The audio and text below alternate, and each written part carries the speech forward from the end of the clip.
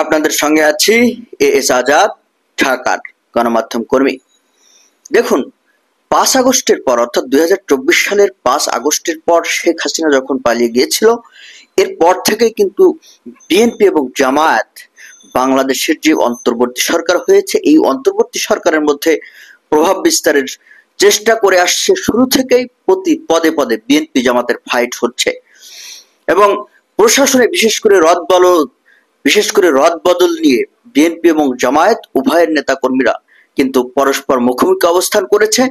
এখনো কিন্তু সেই অবস্থা চলমান রয়েছে। আগামী 2026 সালের ফেব্রুয়ারিতে যে জাতীয় নির্বাচন অনুষ্ঠিত হবে, সেই নির্বাচন সামনে রেখে প্রশাসন যখন নিরপেক্ষ রাখার প্রশ্ন আসছে, তখন কিন্তু এই দুই দলই পরস্পরের বিরুদ্ধে অভিযোগ তুলছে যে প্রশাসনের সব জায়গায় বিএনপি বলছে জামায়াত বসানো হচ্ছে, আর জামায়াত বলছে প্রশাসন বিএনপি দিয়ে সাজানো হচ্ছে। এই যে পরস্পর পাল্টাপাল্টি অভিযোগ আসছে, এই বিষয়টি আসলে কোন পর্যায়ে গড়াতে পারে কিংবা আগামী জাতীয় নির্বাচনে এর প্রভাব কি পড়তে পারে, এটা গুরুত্বপূর্ণ। আসুন, এই দুই দল আসলে তাদের অভিযোগগুলো কি।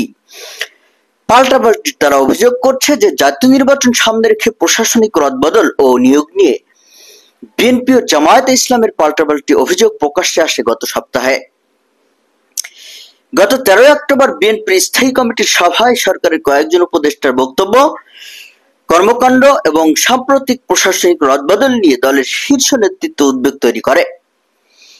দলের স্থায়ী কমিটির সভায় বিষয়টি ছিল প্রধান আলোচ্য। বিএনপি নেতাদের অভিযোগ, অর্থাৎ তারা অভিযোগ করছেন যে গত বছরের 5 আগস্টের পট পরিবর্তনের পর প্রশাসনের যেসব রদবদল এবং নতুন পদায়ন হয়েছে, সেখানে জামায়াত ঘনিষ্ঠ ব্যক্তিদের অগ্রাধিকার দেওয়া হয়েছে। বিএনপি আরো অভিযোগে বলছে যে এমনকি মাঠ পর্যায়ের ভোট গ্রহণ কর্মকর্তাদের তালিকা তৈরিতেও ওই দলের প্রভাব দেখা যাচ্ছে, অর্থাৎ জামায়াতের প্রভাব দেখা যাচ্ছে। পরদিন 14 অক্টোবর এ বিষয়ে প্রকাশ্যে প্রতিক্রিয়া আসে জামায়াত ইসলামের পক্ষ থেকে। ওই দিন ঢাকায় দলীয় এক কর্মসূচিতে জামায়াতের নায়েবে আমির সৈয়দ আব্দুল্লাহ মোহাম্মদ তাহের বলেন যে সরকারের কিছু উপদেষ্টা একটি বিশেষ দলের পক্ষ হয়ে কাজ করছেন, তাদের নাম ও কণ্ঠের রেকর্ড জামায়াতের হাতে আছে।